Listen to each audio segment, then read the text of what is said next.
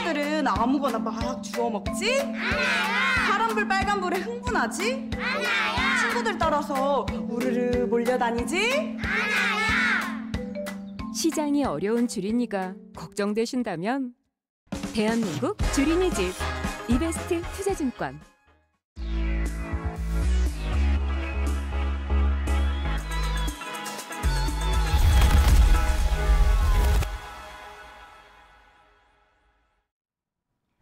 네, 안녕하세요. 이베스트 투자증권 건설 건자재 담당하고 있는 김세련입니다.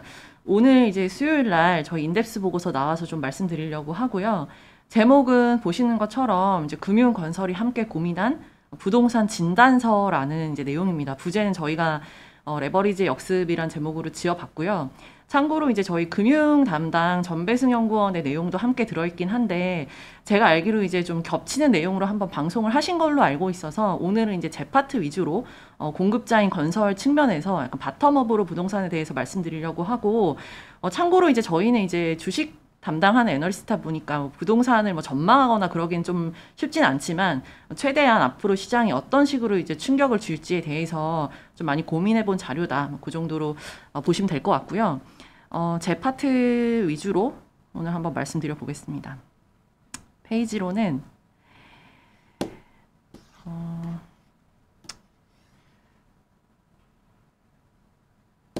네. 일단은 건설이 아무래도 이제 제조업으로 비유를 했을 때 아파트를 만드는 이제 공급자다 보니까 저희 섹터 측면에서 부동산을 어떻게 봐야 되는지에 대한 좀 고민을 담아봤고요. 결론적으로는 여기 이제 커버 페이지 보시는 것처럼 수주나 수주잔고, 그러니까 저희 펀더멘탈이 연착륙할 거다. 그러니까 이게 뭐 과거에 그 이명박 정부 때 부동산 다운사이클보다는 그래도 어느 정도는 좀 이제 가볍게 내려오는 약간 그런 사이클로 좀 판단을 하고 있습니다.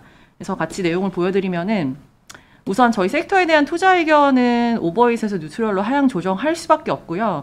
뒤에서 보여드리겠지만 지금 분양에 대한 성과가 썩 나쁘지는 않습니다. 근데 이제 문제는 저희는 주식이기 때문에 주식적인 관점에서 볼 때 앞으로 분양이 될 거냐, 뭐 9월까지 분양을 잘했어도 10월에는 될 거냐, 뭐 11월에는 될 거냐, 내년은 어떻게 될 거냐, 이런 이제 리스크가 주가가 오르지 못하게 하는 어떤 요소로 작용을 하고 있기 때문에 업종 의견은 이제 뉴트럴로 하향 조정할 수밖에 없고요. 다만 이제 키워드는 말씀드렸던 것처럼 연착륙이다, 이렇게 설명드릴 수 있을 것 같습니다. 현황을 함께 살펴보면 일단 그 왼쪽의 그림이 이게 이제 아파트 매매 거래 장기 시계열인데요. 보시면 이제 2009년부터 저희가 이거를 이제 그린 장기 시계열이기 때문에 꽤 이제 길게 저희가 히스토리를 보실 수가 있는데 보면은 2009년에는 한 요 정도 5만 세대 정도 장기 평균으로 거래가 되던 거래량이 저희가 최근 한 5년 동안 정말 이례적인 사이클을 경험하게 됩니다. 사상 최고의 매매 거래 슈팅을 확인을 했고요. 지금 또 사상 최저의 매매 거래를 확인합니다. 요거에서 이렇게 내려온 데까지 불과 이제 2, 3년 동안 저희가 다 경험을 한 거고, 지금은 그래서 레벨을 보시면은 2009년부터 비교해봐도 완전 최저로 이제 거래가 죽어 있다. 이거는 뭐 최근에 부동산 조금 관심 있으신 분들은 아마 이제 아실 텐데, 지금 아파트 안 팔리고 있잖아요. 금리가 올라가다 보니까 사람들의 이제 수요 위축이 발생하면서 지금 상당히 이제 매수자 우위 시장으로 들어와 있는 상황이고, 이 거래가 이제 죽어 있다 보니까 이제 대표적으로 한생 같은 종목들이 이제 실적이 좀 안 나오는 그런 구간에 있습니다. 그래서 이 최저 수준이 과거에 저희가 소위 말하는 리먼 사태가 이제 2008년에 터졌으니까 요 구간이랑 비교해도 지금 말도 안 되게 떨어져 있는 약간 그런 시장이거든요. 그래서 아파트가 이제 거래가 안 된다라는 걸 데이터로 좀 말씀드린 거고, 근데 오른쪽을 보시면은 요게 이제 분양이거든요. 근데 장기 시계열로 볼 때 분양이 월에 한 3만 세대 정도 이제 거래가 되는데 지금도 약간 비슷한 수준에 와 있더라. 그래서 의외로 매매 거래가 안 되는 거 대비해서는 분양이 되고 있다라는 게 좀 특이한 포인트고요.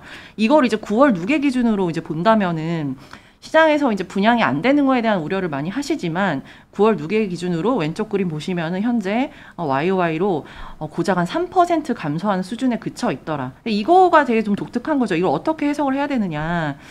결국은 사람들의 신축에 대한 니즈가 여전히 좀 살아있다라고 저는 좀 해석을 할 수 있을 것 같고요.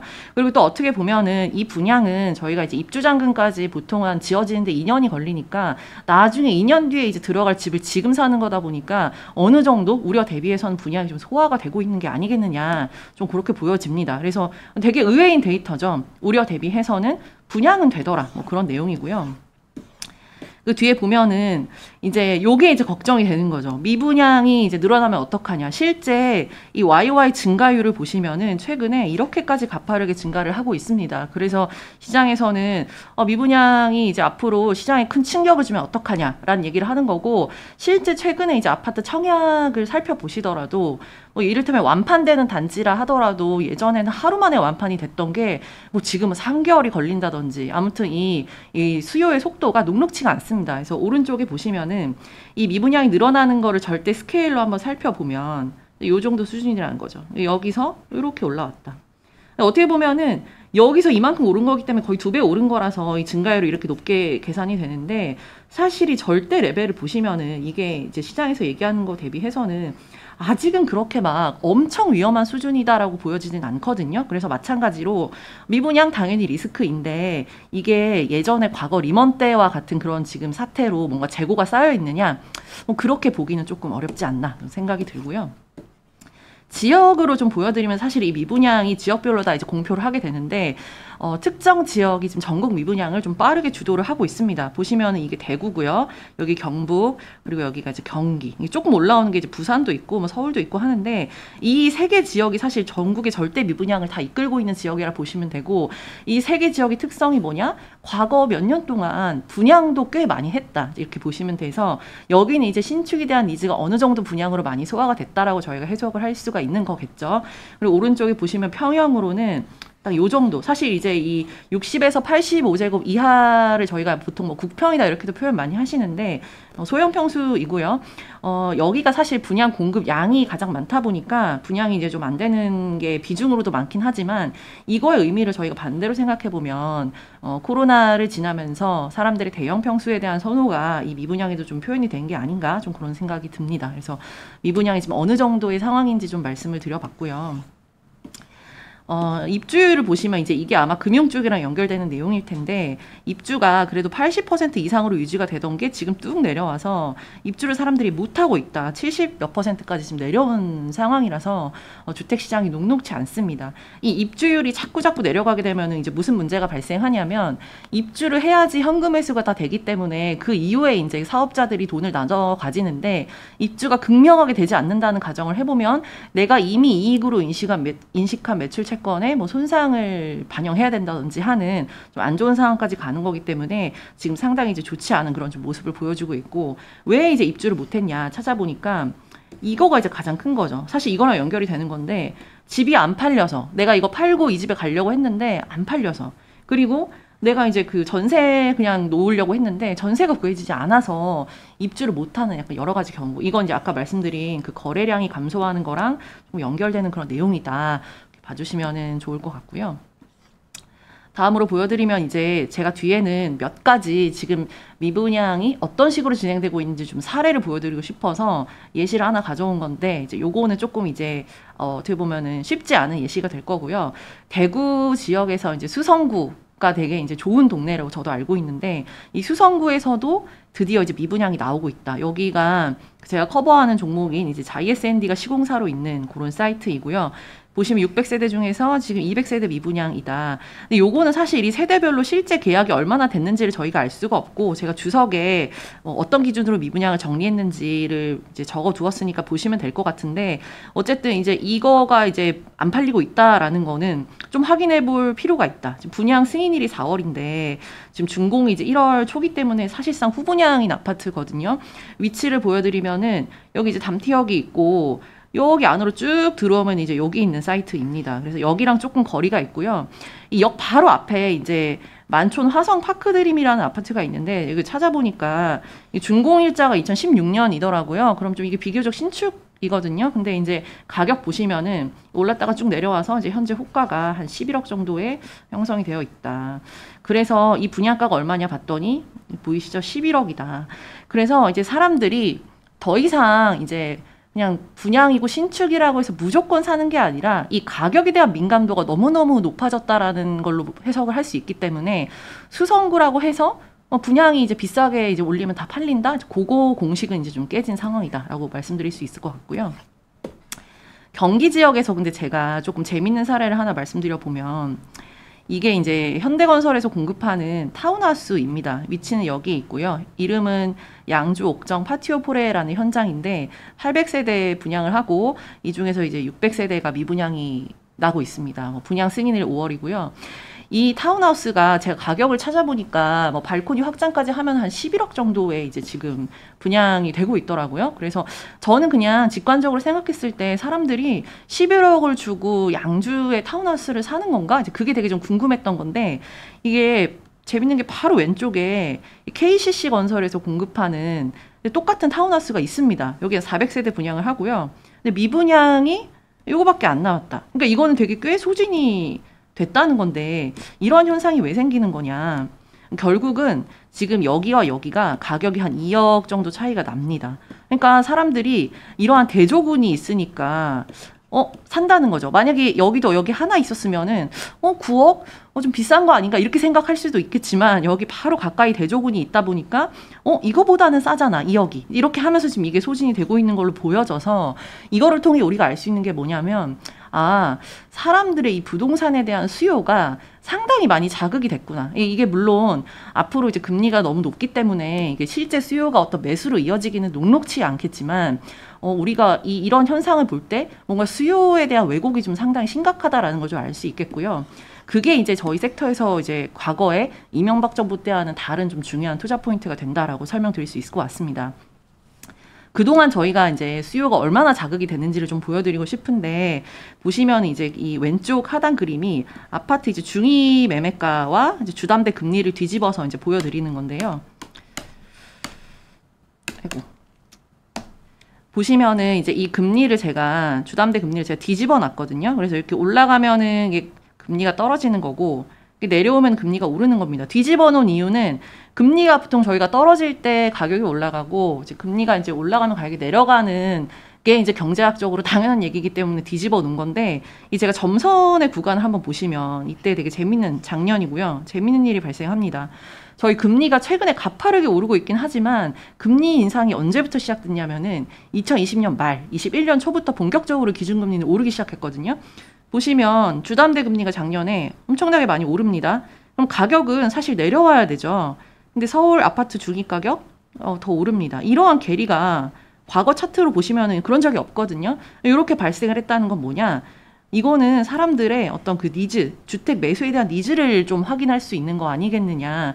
저희 언론 보도의 표현을 빌리자면 영끌 매수 뭐 이런 것들이 이 시기에 이제 나타나면서 금리 레벨이 오르는데도 가격도 따라 오른 되게 이상한 걸 저희가 경험을 했고요. 그거는 반대로 얘기하면은 매매 심리가 너무 자극된 수요가 아니겠냐. 그 오른쪽에 보시면은 요게 뭐냐면 연령별로 이 국토부에서 조사를 하는 건데 주택 보유 의식이라고 해서 집을 사야 되는가?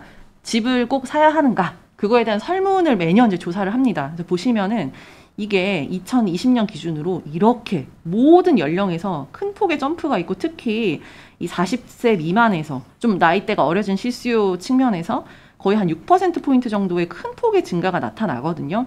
2021년 자료는 아마 조만간 나올 것 같긴 한데 이게 21년 기준으로 조사하면 사실 더 이 왼쪽을 보시면은 더 올라갔겠죠. 지금은 좀 내려오겠지만 이렇듯이 이제 이 매수 심리라는 것 자체가 이례적으로 자극이 많이 됐다. 그러니까 이게 정권의 어떤 그 정책 기조가 사람들의 어떤 매수에 대한 심리를 너무 많이 자극했다는 거를 좌우의 그래프로 좀 설명드렸습니다.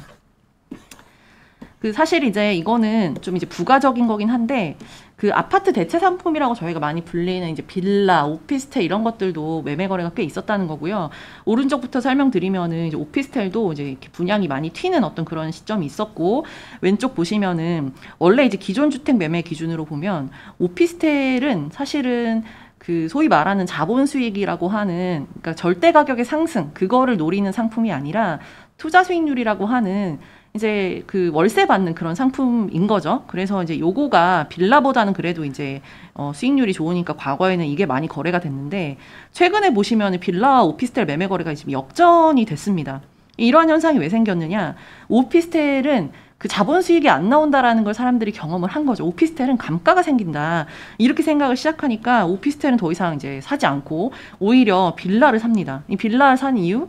뭐 재개발 재건축하면 우리가 자본 수익률을 기대할 수 있지 않겠느냐라는 생각 때문에 이런 역전이 발생했다. 그래서 이거는 자산군이 뭐든 중요한 게 아니라 그냥 주거용 부동산이면 사람들이 매수를 했었던 과하게 자극된 어떤 수요를 우리가 좀 확인할 수 있었다.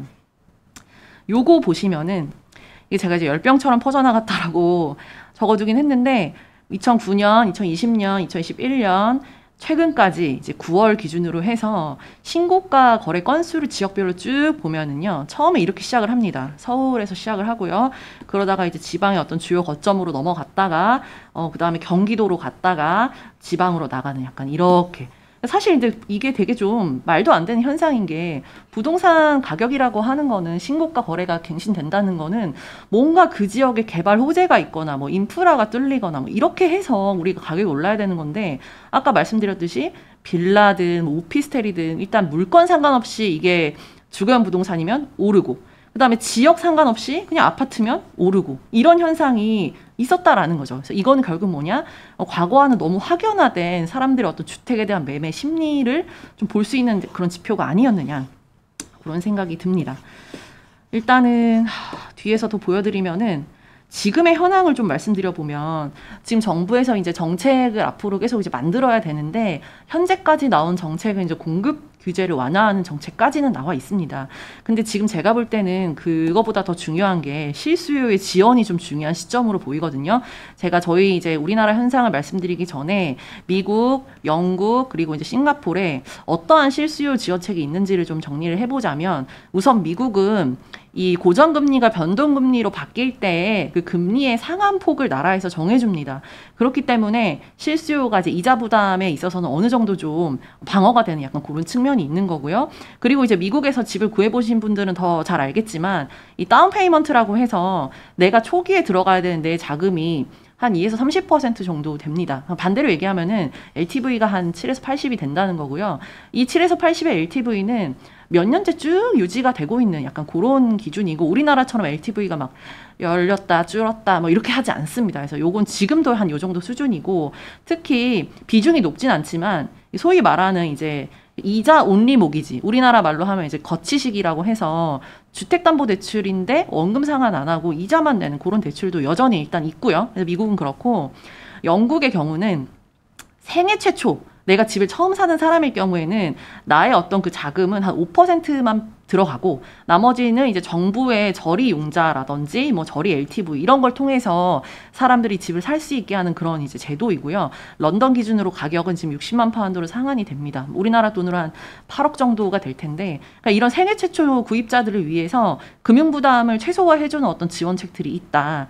싱가포르는 이건 이제 실수요 지원책이라고는 확실히 모르겠지만 일단 법인과 이제 개인의 LTV가 좀 차등이 됩니다. 일단은 우리가 이제 주담대 모기지론이 하나도 없다라고 가정할 때 LTV 싱가포르 75% 나옵니다. 그러니까 이게 내가 금리가 부담스러우면은 안 빌려도 되지만 어쨌든 이 상한을 열어놓겠다라는 거고요.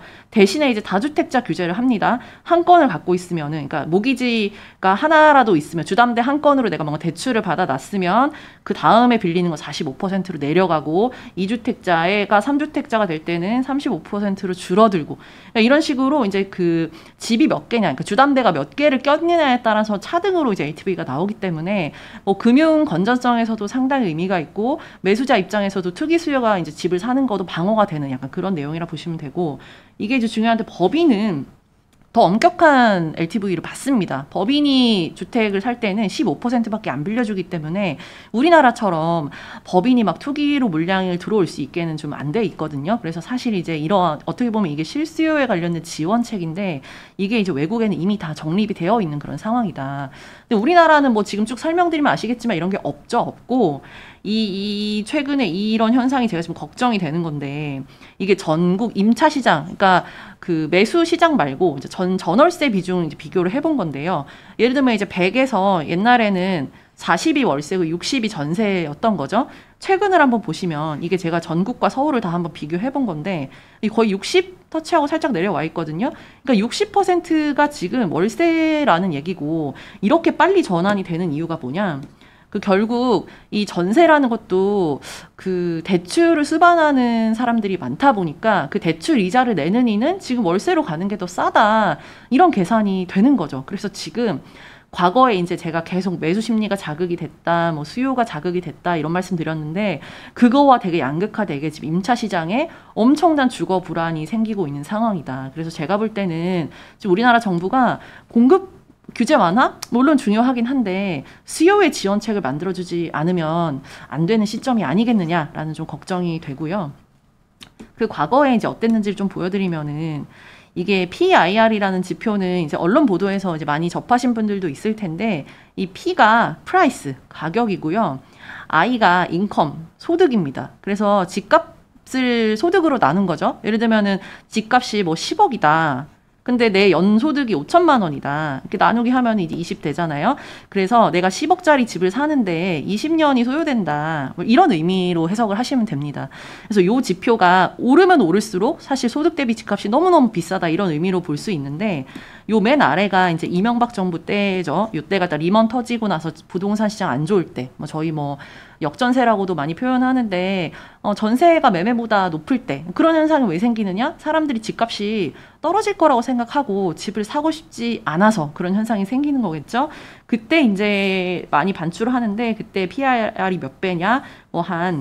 뭐 전국 기준으로는 한 5, 6배, 서울 기준으로는 뭐 이제 16배에서 12배 뭐 요 정도였다. 요 때는 언제냐면요. 그 박근혜 정부 때 저희 LTV 70% 금리 깎아주고 빚내서 집 사라 뭐 이럴 때였죠. 그때도 제 기억엔 가격은 올랐거든요. 근데 그때를 보시면은 PIR이 그렇게까지 많이 튀지 않습니다. 심지어 그 이명박 정부 때랑 비교하면 그러니까 저희 소위 말하는 주택 침체기랑 비교해봐도 약간 낮은 레벨 오히려 이런 현상이 생긴 이유는 그만큼 많이 지었고 사람들 소득이 나쁘지 않았고 집값이 소득 오르는 거랑 비슷하게 올랐기 때문에 어느 정도는 이제 이게 됐던. 그러니까 다시 얘기하면은 이를테면 그 이게 위에가 뭐냐면은 가구 소득을 5개 분위로 나눈 거거든요. 그러니까 20%씩 쪼개서 요거 이제 상위 20%의 소득을 버는 사람이 가격을 5개로 쪼갰을 때 상위 20%의 집을 살 때 몇 년이 걸리느냐. 전국적으로는 이 당시에 5.6년이 걸리고 서울은 10년이 걸린다. 뭐 그런 거라 보시면 될 것 같고요. 최근을 보자. 이게 지금 보시면은 5분위, 그러니까 소득의 5분이면은 제가 찾아보니까 그 세전으로 연봉이 뭐 연봉이라고 표현하면 좀 그렇지만 근로소득이랑 이제 기타 소득을 다 합친 그 연에 벌어들이는 그러니까 연봉이라고 쉽게 표현하면 그게 한 1.2억 정도 되더라고요. 그러니까 연봉 1.2억 정도 되는 사람이 가장 비싼 이 5분위로 하면은 이제 비싼 집이 되는데 그거를 살 때에 17년이 걸린다는 거기 때문에 지금 모든 분위에서 엄청나게 많이 이제 이 시간이 소요되도록 가격이 미친 듯이 폭등을 해 있는 상황이다. 그래서 이제 앞으로 금리가 오르면서 이 PIR이라는 지표는 이제 내려오긴 하겠지만 제가 드리고 싶은 말씀은 정부에서 이제 공급 규제 완화 이게 얘기를 많이 하시지만 공급 규제 완화로 주거 안정성이 생기려면 그 시장의 수요가 안정적이고 견조해야지 그 다음에 그 얘기가 나올 수 있는 거거든요. 근데 지금은 수요가 엄청나게 위축이 되어 있는 구간이기 때문에 공급 규제만 풀면은 시장이 아무것도 움직이지를 않습니다. 그래서 이제 그거를 좀 강조드리고 싶었던 거고 최근에 나오는 정책 보시면은 대부분 뭐다? 이제 공급 규제 완화다. 근데 사실 그 정책 위반자 입장에서 수요 규제 완화를 하시기가 쉽진 않겠죠. 왜냐면 수요 규제라는 게 뭐 수요 지원책이라는 게 궁극적으로 생각해 보면은 대출 규제를 완화하거나 그런 것들이 될 텐데 이런 고금리 하에서 그런 정책을 썼다가는 이제 가계부채가 올라가는 파급 효과를 야기하기 때문에 아마도 이제 정책 위반이 쉽지 않은 그런 상황이 아닐까라고 생각은 들고요. 그럼 저희 섹터를 저희가 만약에 제조업이다, 아파트를 만드는 어떤 업이다라고 생각을 해볼 때 PQC, 가격, 수량, 그다음에 제조 원가 측면에서 어떻게 될지를 생각을 해봅시다. 일단 가격, 우리가 만드는 제품의 가격은 계속 이제 내려가는 걸로 일단은 전망이 됩니다. 그리고 원가, 제조 원가. 최근에 시멘트 가격 오르고 하면서 건자재 가격 오른 거 많이 보셨을 텐데 다행히도 지금은 제조 원가가 약간 피크아웃을 했습니다. 그래서 가격도 내려가고 제조 원가도 내려가는 가운데 그럼 내가 제조업이라고 하면은 Q를 어떻게 해야 되느냐? 결국은 내가 만약에 이 시장에 MS를 뺏고 싶다, 마켓쉐어를 넓히고 싶다고 하면은 이 P가 내려가는 것보다 훨씬 큰 폭의 Q를 늘리게 되면 그건 이제 가능하겠죠. 근데 이렇게 될 경우 문제가 뭐냐? 지금 내가 판매하는 상품의 가치가 떨어지고 있기 때문에 내가 이걸 이렇게 늘린다면은 그 다음 문제는 뭐냐? 재고 부담이 되는 거죠. 그래서 공급자인 건설 입장에서 볼 때는 이거를 늘릴 유인이 전혀 없다. 이렇게 되면은 결국은 수요자 집 안 사고 공급자 집 안 팔고 다운사이클로 갈 수밖에 없는 그런 구조다. 이렇게 보시면 될 것 같고요. 뒷부분에서는 제가 그 과거 이제 리먼 때랑은 조금 다르게 그 과거 침체기랑은 조금 다르게 최근에 건설사들이 이제 좀 수주 성과가 좀 보이고 있는 몇 개 이제 특정 어떤 프로젝트를 좀 정리를 해봤는데 그게 뭐냐면은 첫 번째는 이제 도시정비 재개발 재건축인데 예전에 이명박 정부 때 이제 부동산 리먼 터지고 침체기 올 때는 이 재개발 재건축의 조합원이라고 하는 이 개인들이 사업을 다 취소를 했습니다. 다 드랍을 시켰는데 최근에는 어떠냐? 마치 밀어내기 하듯이 계속 이제 사업 승인을 하면서 건설사들한테 수주를 주고 있거든요. 이거의 의미가 뭐냐? 나중에 금리만 안정화되면 바로 이제 공급하겠다라는 의지가 있는 거라서 지금 도시정비라고 하는 재개발 재건축 시장이 그때와는 조금 다른 모습에 있다. 이렇게 말씀드릴 수 있을 것 같고 그 다음으로 이제 가로주택 정비나 서울시 모아타운처럼 이건 정부에서 이제 하겠다고 하는 사업인데 대형 재개발 재건축 사업이 움직이질 않으니까 이런 소규모 개발이라도 하라고 지금 여러 가지 이제 법들을 풀어주고 있는 상황이라 보시면 돼서 이러한 사이트들을 필두로 뭐 중소형 건설사도 마찬가지고 브랜드 있는 대형 건설사들이 수주를 좀 저변을 넓혀가는 지금 그런 상황이 있습니다. 그래서 확실히 이러한 걸 살펴볼 때 과거의 다운사이클이랑 비교해보면은 어느 정도는 조금 연착륙 가능성이 있지 않겠느냐 이렇게 말씀드릴 수 있을 것 같고요.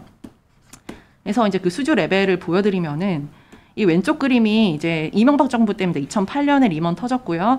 이때 주택 3사 수주 잔고가 결국 5년 동안 이제 야금야금 빠지면서 이렇게 내려왔는데 이때 수준이 30%가 고점 대비해서 빠졌더라. 빠진 레벨은 한 40조 정도 되고요. 오른쪽 보시면 최근엔 어땠냐.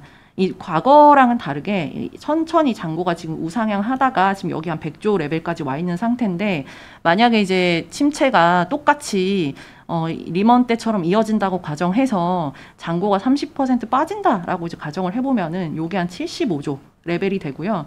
75조면 과거 40조 대비해서 일단 절대 스케일이 엄청 크죠. 엄청 큰 레벨이고 이 75조면은 이제 과거로 돌아간다고 할 때 2019년에 수주 잔고까지 내려오게 되는 셈이다라고 봐주시면 될 것 같고 그러면 밸류에이션도 2019년까지 줘야 되는 거 아니냐라고 생각할 수 있는데 사실 2019년 밸류에이션 보시면은 저희 섹터 PBR이 한 0.85배 정도 됩니다. 꽤 좋거든요. 그래서 지금 주가 레벨이 0.5배인데 이걸 이렇게 준다? 이거는 좋아진다는 뜻이잖아요. 그래서 그렇게 비교를 할 수는 없고 왼쪽 그림은 뭐냐면 그 건설사들이 딱 그 리먼 터지고 주택 침체기 당시에 해외 수주를 진짜 많이 해가지고 그때 주가 레벨이 PBR 1배 정도로 꽤 좋았습니다.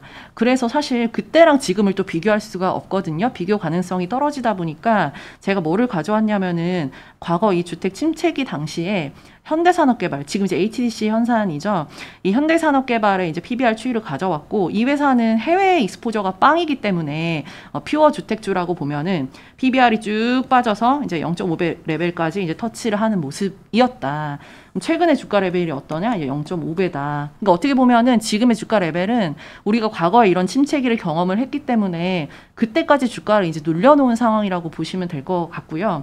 제가 판단하기에는 일단 업사이드가 어느 정도냐 2019년 기준으로 해서 한 20% 할인 적용한 레벨이 0.7배 됩니다. 그래서 여기까지는 우리가 계산상의 업사이드는 줄 수 있지 않겠느냐라는 생각이고 사실 0.5에서 0.7 가는 거면 업사이드가 40%로 계산이 되거든요.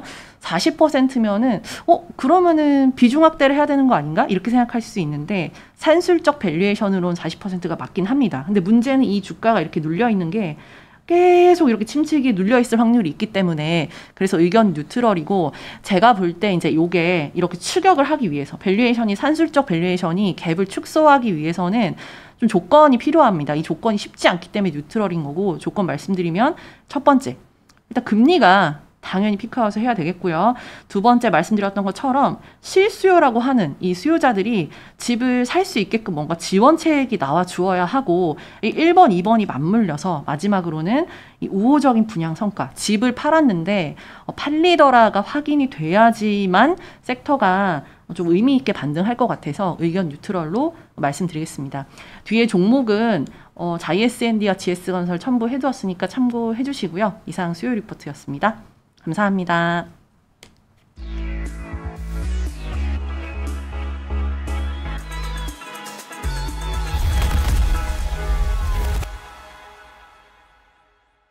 친구들은 아무거나 막 주워 먹지?